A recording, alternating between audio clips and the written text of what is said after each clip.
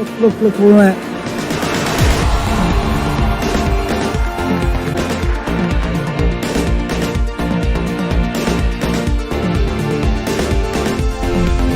Yes! Yes!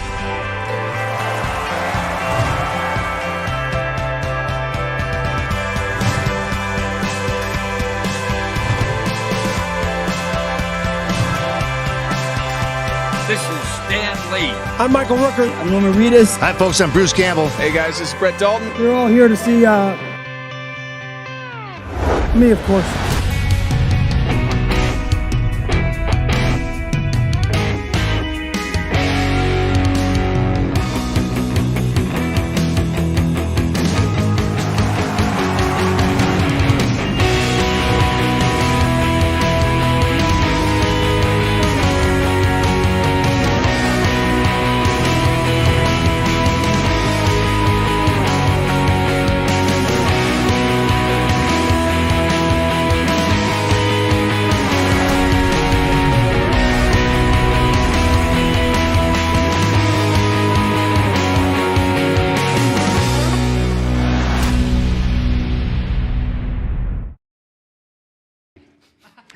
How's everyone doing? All good?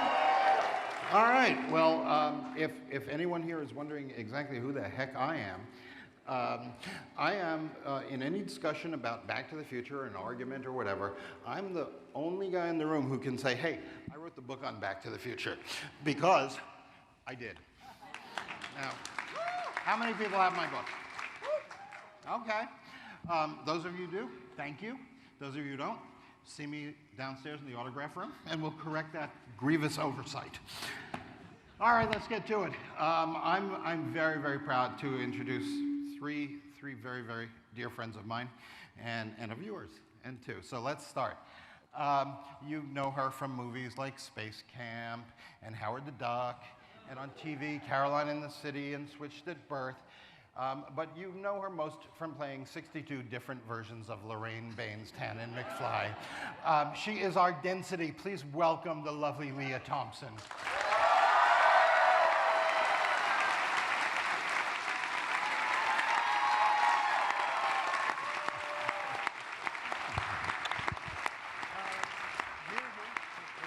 Wherever you like.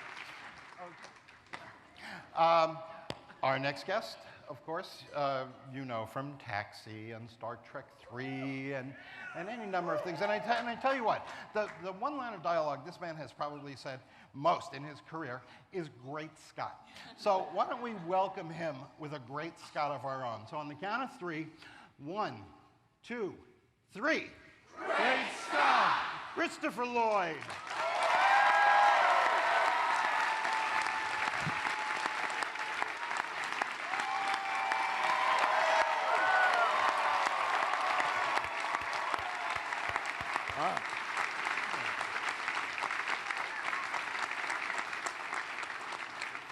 And of course, last but certainly not least, a 5-time Emmy winner, Spin City, The Michael J. Fox Show, Family Ties, Teen Wolf, etc., etc., etc.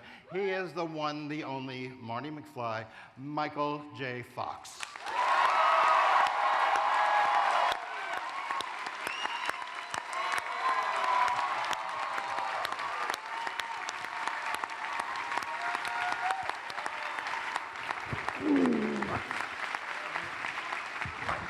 Go have a seat over there.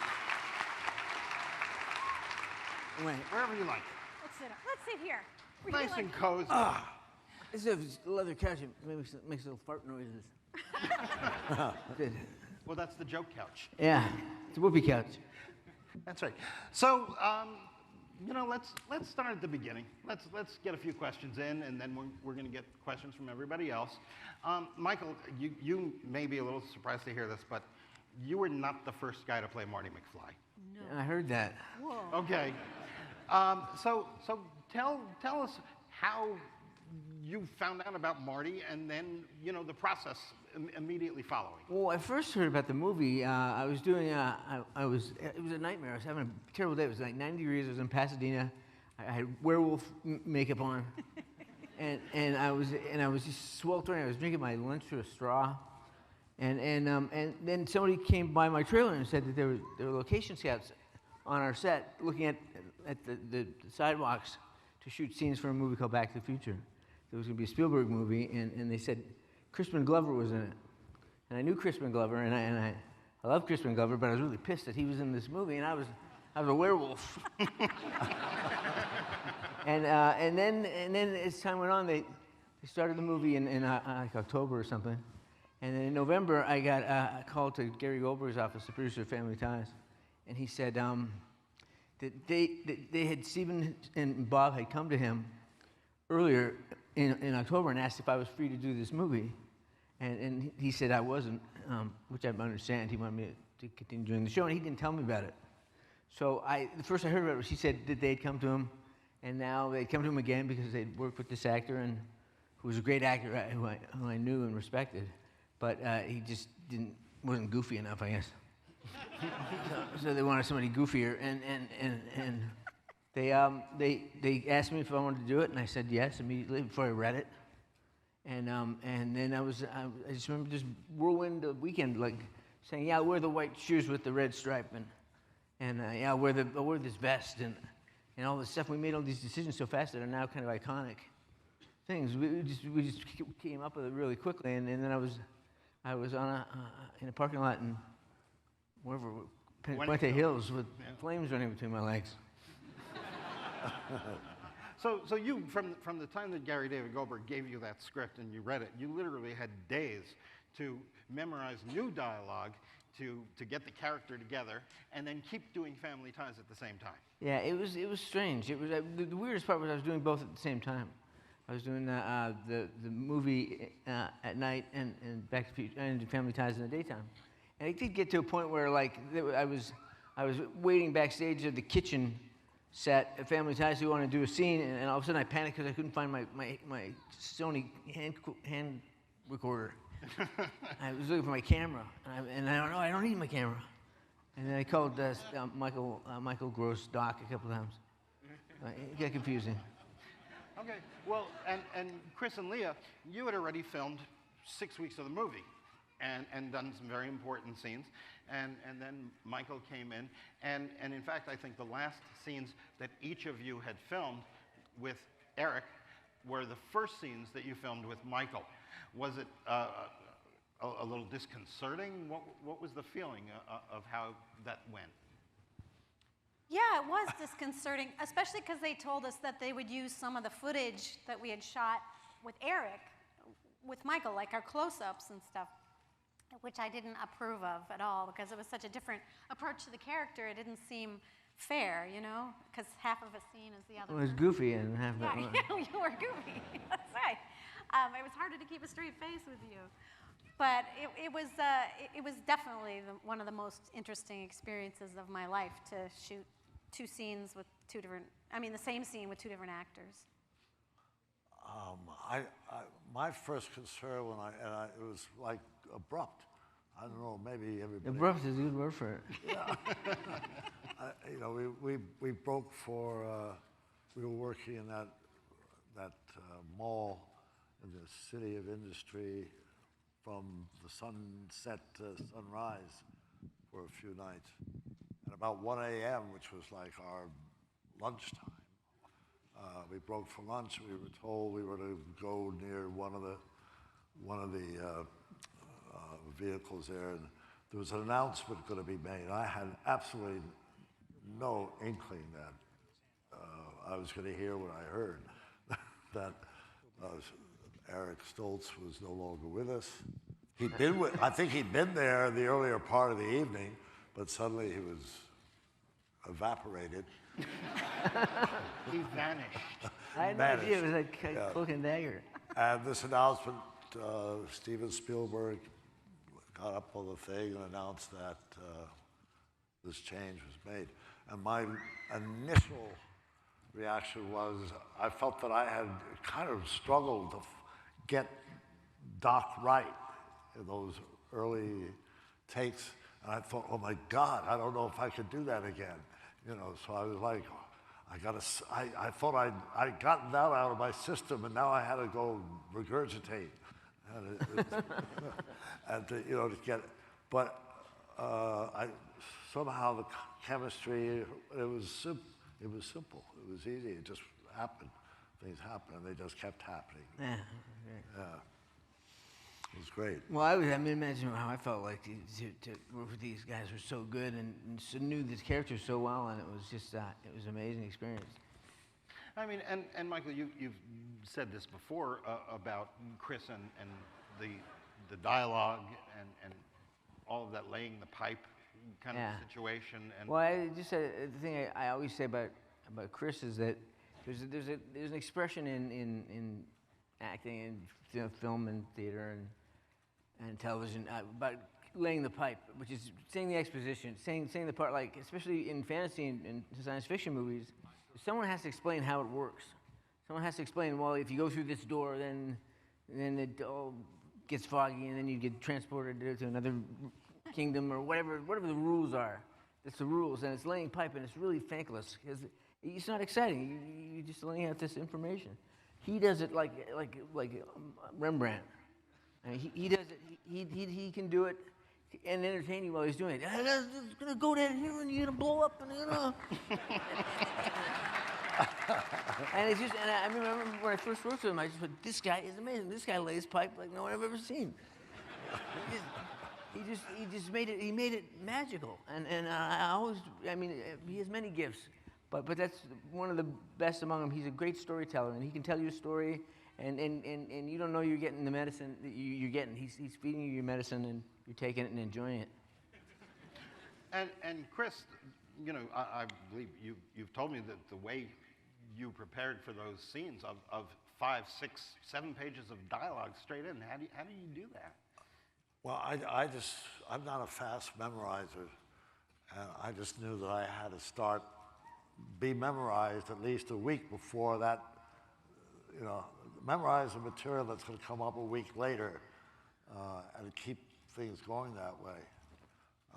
Otherwise, I'd be lost, you know. But I remember there was an accident near the start of the shooting of Back to the Future 2.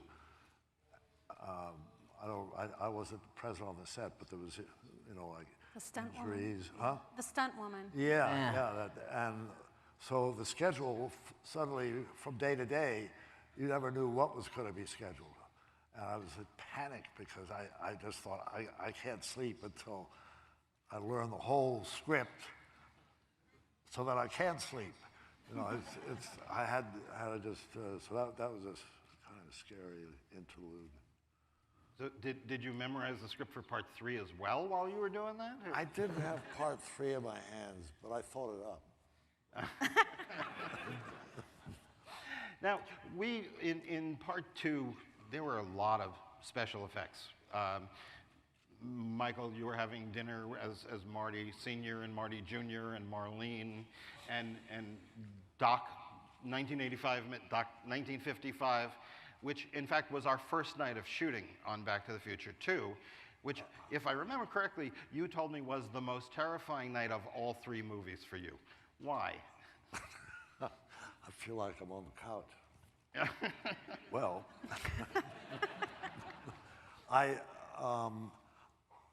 that first night of the shooting of Back to the Future 2, it was kind of an all-night shoot, seems to me. And I had to recreate again, trying to do what I'd already done. The end, when I'm euphoric. Mm-hmm. You go off and I'm dancing in the street, and yeah. And I just didn't know where I was going to dredge that from. And then I was on the bicycle, and I had to be both me's, doing that thing up the pole there. Paradox. Yeah, back and forth.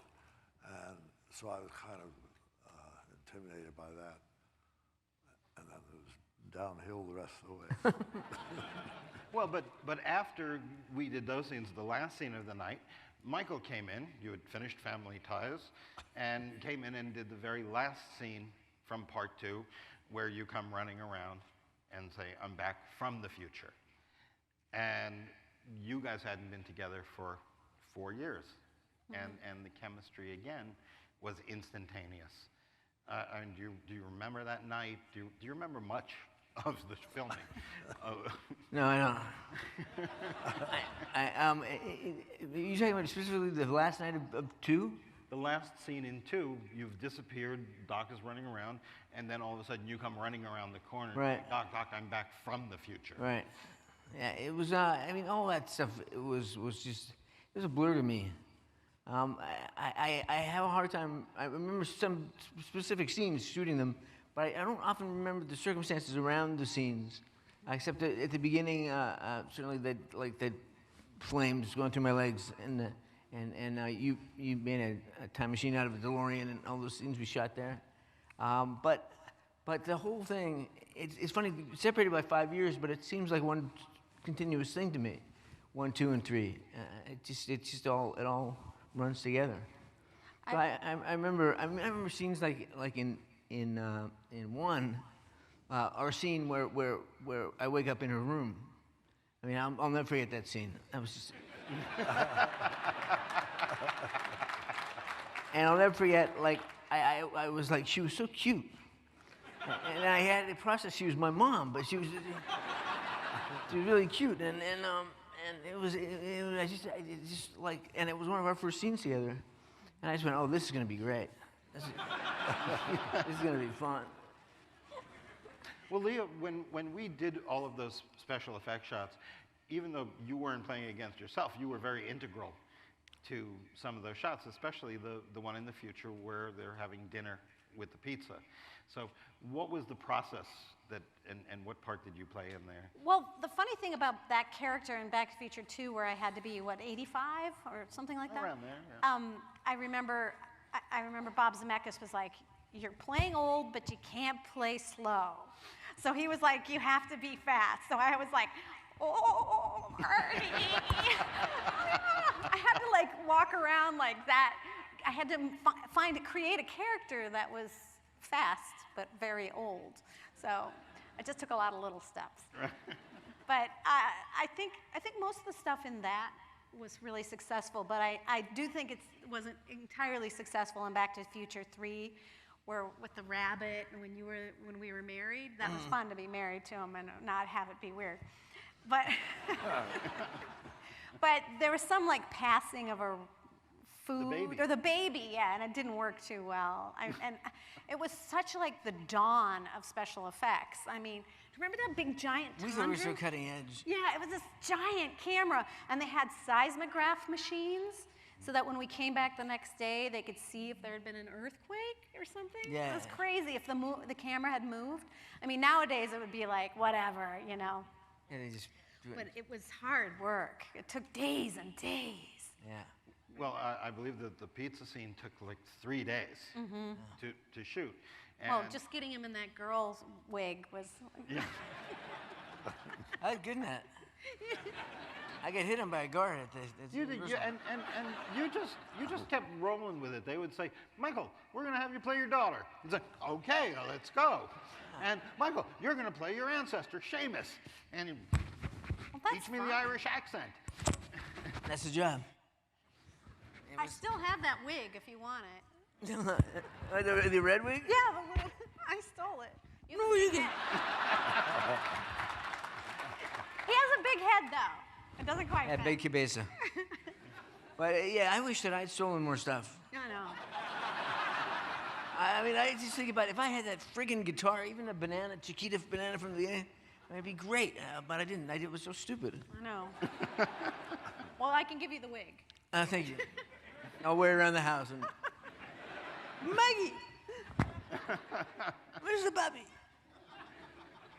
So a lot of Back to the Future 1 and 2 were shot at Universal Studios and on a lot of sound stages, darkened sound stages. And then suddenly, for Back to the Future 3, we went out to the Old West, where they had built an entire western town, Hill Valley, of 1885. How liberating and freeing and fun was it to be up there after having been in the sound stages for all that time? I loved it. Too much. It was great, you know, whole different scene. Well, and you guys, Michael and Chris, you spent a long time on horseback in that film. Chris, you'd had already some experience horseback, in riding. Yeah, which was cool. I remember that I'm chasing the train on horseback, galloping alongside the train, because Doc is going to pull himself onto the train in the scene. And I was kind of admonished, don't even try, to do it yourself, that a stunt person would ride and actually do the pulling on dressed as Doc. But I got so close to the handle to the train, the thing was right within my grasp, and I was so tempted. But I thought, if it doesn't work out, it's going to be really messy. You'd be dead. So. It'd be the whole thing of your death. Yeah. It'd be complicating. And Michael, when you came in, you knew how to skateboard and you knew how to play the guitar and all that, but horseback riding was not in your. No, I didn't know about horseback riding. But they gave me this really good horse named Whiskey. I wish I'd stolen Whiskey too. He was great. and he like knew he had an idiot on board, and he just treated me really nicely. And I did the same thing as Chris. I was galloping in this chasm between a stone wall, like a mountain cliff wall, and a train, and I'm on a horse, and I'm thinking, they got a lot of money wrapped up in me, and I don't know why they're doing this. Because I could die real easily here. And but it was great. I loved riding the horses, and I loved being up there in Sonora, California. And when I wasn't working, I was fishing, and going in the bar. And the local miners would be there, and they had a chicken that would be on a bingo card, and if you bet the right number that you shit on. It's true. You had a free round, so we spent hours watching this chicken, waiting for him to shit to get a free beer. And that was when they say Chicken Shit Town. This was Chicken Shit Town. But it was great. It was a lot of fun, and the movie was fun too. Okay. Well, listen, we're gonna give the audience a chance to ask you some questions. But before we do, I have another special guest who couldn't be here today, but he wanted to participate in the question and answer segment. So we have a little message. Let's run it. Co-producer, co-writer, creator, Mr. Bob Gale.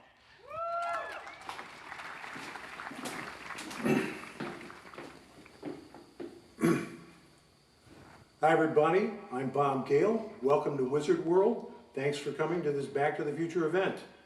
Sorry I can't be there with you, but that's why I was asked to record this video, so that I could answer 2 of the most asked Back to the Future questions. Question number 1, will there ever be a Back to the Future Part 4? And the answer is no. No. No way, no how. Back to the Future is a trilogy, and as long as Bob Zemeckis and I have something to say about it, it will remain a trilogy. Now, question number 2. Will there ever be a Back to the Future reboot or remake? And the answer is no. No. No. Back to the Future is a trilogy. We're leaving it alone. Besides, you're going to do a remake of Back to the Future? Who are you going to put in it? We got the best cast you could ever imagine. Michael J. Fox, Christopher Lloyd, Leah Thompson, all here today to answer your questions. We are going to leave well enough alone. Back to the Future is what it is. So, enjoy the panel and see you in the future.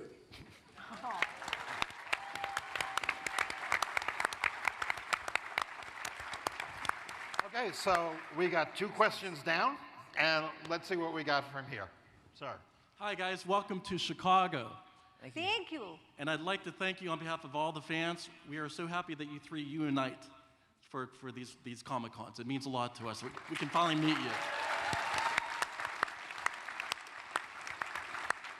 Which leads to my question.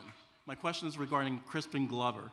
I was wondering if any of you 3 have any type of relationship with him now, and would he be welcome to join you 3? at any of these Comic-Cons?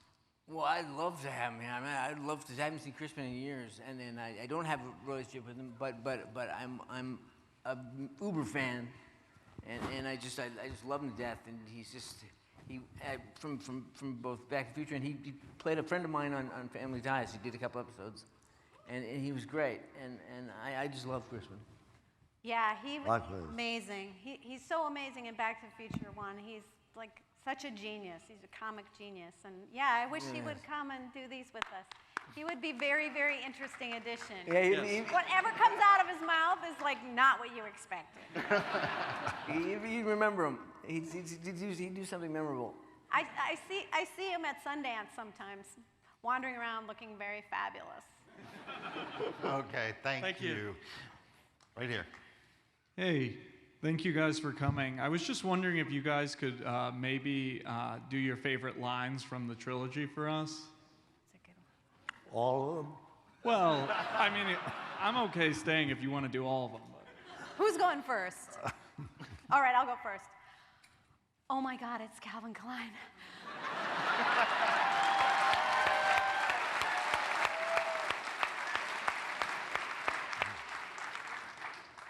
Roads. Where we're going, we don't need.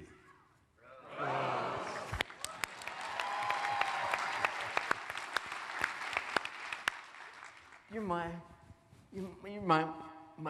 mom.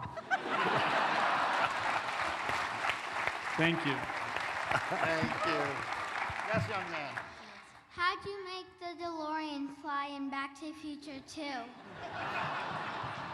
How do you make the DeLorean fly in Back to the Future 2? You should know this. Flux capacitor. Hover conversion. In the hover conversion. That too. There you go. Thank you. Sorry. How about this young man over here?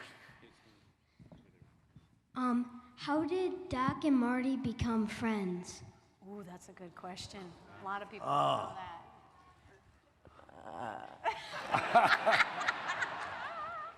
I don't know. We didn't really discuss it. It's funny we never talked about that. But I just kind of assumed that you were a teacher or someone that kind of mentored me, and we became co-conspirators and all this stuff. And Yeah, you can go to a dark place, but I don't go there.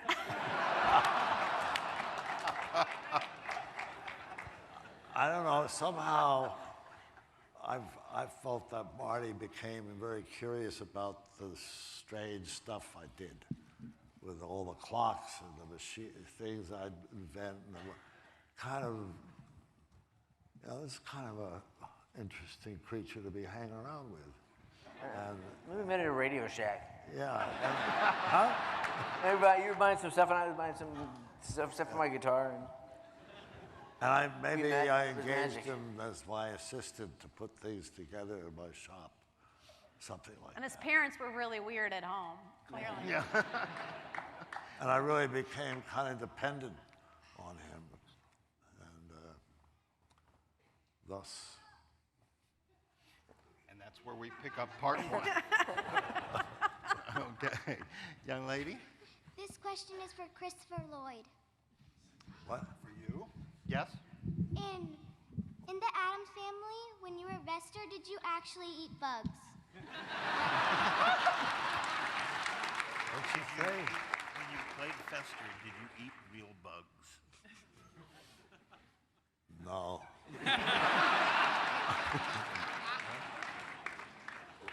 Wish I could say yes, but Good question, honest answer.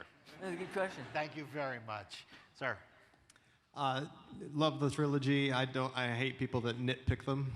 Any time travel movie is going to have alternate takes on things or what you think time travel should be like. But one thing I've always wondered is in part 3, was it ever discussed in the script that maybe Doc and Marty could go strip the other DeLorean down for parts? Oh, I'm going to take this one. That's been discussed many times. There's a lot of different theories on it. So go on social media and Google that, and you will find every conversation you possibly would want. Okay, thank you. Okay. Yes, sir. Hi, guys. Chris and Lee, I met and spoke to you guys in Fort Lauderdale at the film festival there. So my question is for Mike. Actually, we spoke in 2002 during your Walk of Fame star. I was the guy that while you were trying to find your words and you were like, this is so great, this is, I yelled out, heavy. And you go, yeah, heavy. And I thought about that for the last 15 years, and I've always wondered, did you think that was cool, or did you think I was such a jerk? Oh, listen. I'll take all the help I can get. I'm sure I loved it. I'm sure in fact, just recently I've really gotten off on like when people come up and say, oh, and I realize if I say heavy or I say some line from the film that lights them up and makes them feel good, and I just realized it's this gift that keeps giving from being involved in these films is what they mean to you and the relationship that I have with you guys through those films. It's as important as being in the film itself is the extension of having something in common with so many people that they saw it, I was in it, but we all experienced it, and it's the magic of movies. Thank you. You guys mean the world to me. Thank you so much. Yes, sir. Greetings to you all. It's so nice to see all three of you. Huge Back to the Future fan here. And No. And so this question is from one Michael to another Michael. It's probably the most obscure question you'll get today, I hope. But I know you had a small bit in Bob Gale's Interstate 60, and you had a small bit with Gary Oldman. And I was just wondering if you had any little remembrances of working on Bob Gale's feature debut, or working with Gary Oldman in that little scene where you door his bicycle and you have a little chat on the street after your cell phone breaks and all that. Yeah, it was shot out in Toronto, and I went up for a couple of days and shot the scene, and it was great. And I loved working with Gary Oldman. He's amazing. I remember that it was the Much Music Awards, like in Toronto. Was that night? So I ended up going to this party with a bunch of people, and Joey Fatone was there. And as I remember, and someone called him Joey Fat One, and he got really pissed off. And it was almost a fight. And I remember just being, this is surreal. I'm in Toronto doing this movie with Gary Oldman, and I'm watching a Backstreet Boy have a fight with somebody. It was just one of those great moments. Oh, yeah. Thank you. Okay. Yes. Okay. First off, to all three of you, I think I can speak on everybody in this room. Thank you for being such a magical part of our formative years. But the question that I have for the three of you, as Bob stated earlier, there's not going to be any remake or reboot. But if they didn't have that type of creative control, are there any current actors that you could see taking your roles in a remake that you wouldn't be offended by? I'm sorry, that is a spin-off of the question that has already been answered. We're not going to go there. Thank you very, very much. I answer. For me, if I was going to do this movie again, and I say I would be in it, but I could see Marty as a girl.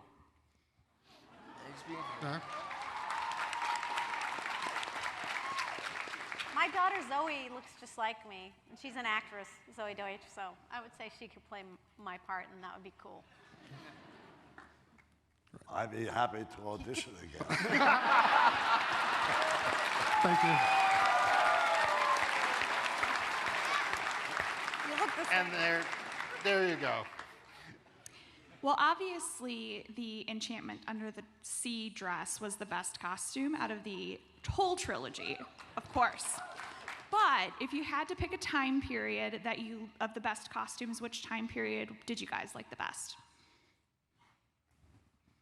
I don't know. I liked the old. I liked that dress. That was great. It was really uncomfortable, but I still have it. Can't wear it, even when I'm anorexic. Can't get in it. But I like the West costumes. Those are always really cool. The Old West. I like the old Western stuff. It was great. Yeah, you like that? Okay. That was a crazy outfit you had. I'm obviously not a fashion horse. but yeah, well, I didn't so much like the pink outfit as much. I wasn't crazy about that. But I like the Clint Eastwood, what do you call that? Serape, the poncho thing. That was cool. What was the question? About the costumes. Which costumes you liked best? Of mine? Yeah. I think I probably had only one costume. Yeah. I liked it. That was great, too. I liked it. Thank you. Yes, sir. I know it's not happening, but if they did a Back to the Future reboot and found completely new actors, would any of you want to have cameos? Yes. Probably. Yeah. Would any of us want to what? Cameos. I don't know. I don't know. I don't think I want to do a cameo. I just want to. I think that's a pretty moot point, but thank you for asking. Thanks. Yes, young lady. This question is for all three of you. What part of the movie Back to the Future was your favorite part? Favorite part, Back to the Future. I think for me, my favorite part was the whole sequence where we're in the car and you're like, oh my God, you're so forward. And then he gets out of the car, and then Biff tries to take advantage of me, and then Crispin comes. And what I like about that part was that there was so much plot that had to be done with acting. Like when I kissed you and I had to go from being in love with you and then had to turn off and be like, it's kissing my brother, that there was so much in that scene that was so beautiful and had to change just with acting. And I think that's a magical thing in a kind of a special effects movie where your acting has to sell something. And I just love that sequence, and the music's so beautiful for me. But of course I was in it. I love that scene. You were great in that scene. My favorite scene, though, for me personally, was the Johnny B. Goode scene. Yeah. Because I grew up loving guitars and loving guitar players, and I had all these heroes of mine, and when we set out to get the scene ready, I worked with a choreographer and a guitar coach, and my guitar teacher taught me how to play everything that was pre-recorded. It had already been recorded, but he told me how to finger sync it so I could play it, and then the editor could actually match up me hitting the actual notes with the music, and I thought that was really effective, and to do like work with the choreographer and say I want to do some Chuck Berry, and I want to do some Jimi Hendrix, and I want to do some Eddie Van Halen, and I want to do some Jimmy Page, and just in Pete Townsend, and work all that stuff in, work the windmill in, work the knee slide in, work the duck walk in, work the Eddie Van Halen tapping harmonics, and it was just for a guitar freak. It was just guitar nerd. It was just great. I worked so hard. And recently you played that again on stage. Yeah, Chris Martin from Coldplay is a really big Back to the Future fan, and his son is a big Back to the Future fan, and so his son asked him, why didn't he have Marty McFly come and play Back to the Future, play Johnny B. Goode with him? So I went to MetLife Stadium in New Jersey, and in front of like 80,000 people, I came out and played Johnny B. Goode, and it was horrifying. Wow.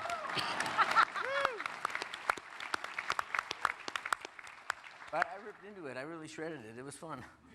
That's really cool. Okay, sir. I can't tell you how many McFly jerseys I saw at Wrigley Field last year.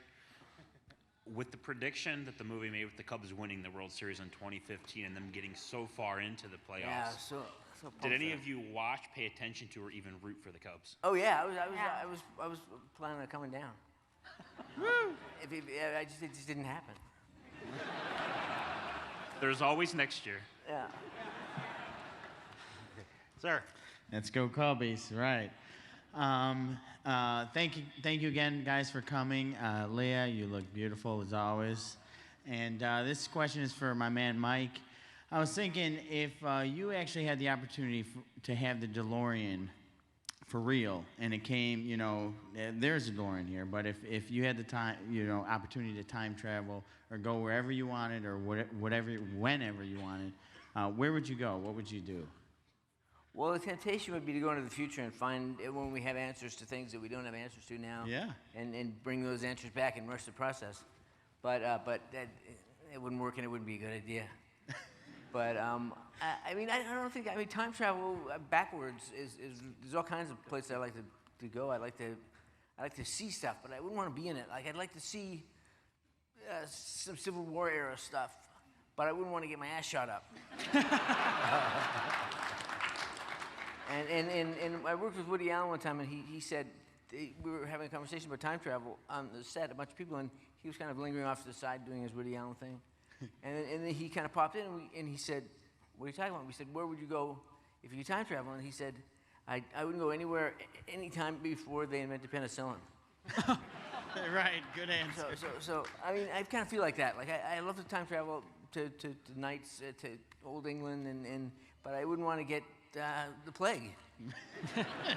or get my head chopped off. So I mean, I don't know. I like the movies. Thanks, buddy. Thanks, guys. All right, well, I hate to break up this party, but I'm afraid our time is up. So Aww. Thank you, everybody, so much. And let's please thank Michael and Leah and Christopher Lloyd. Thank you so much. Thank you, thank you, thank you, thank you. Thank you, Chicago. And we will see you all, as Bob Gale said, in the future.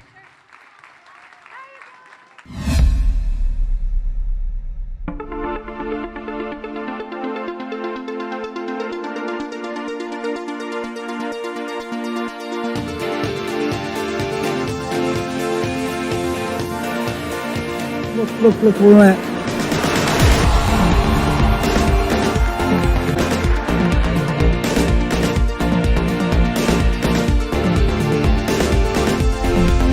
Yes! Yes!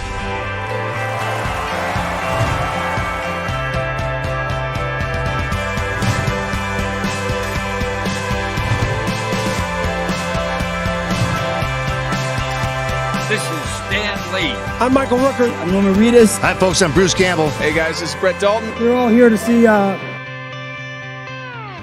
me, of course.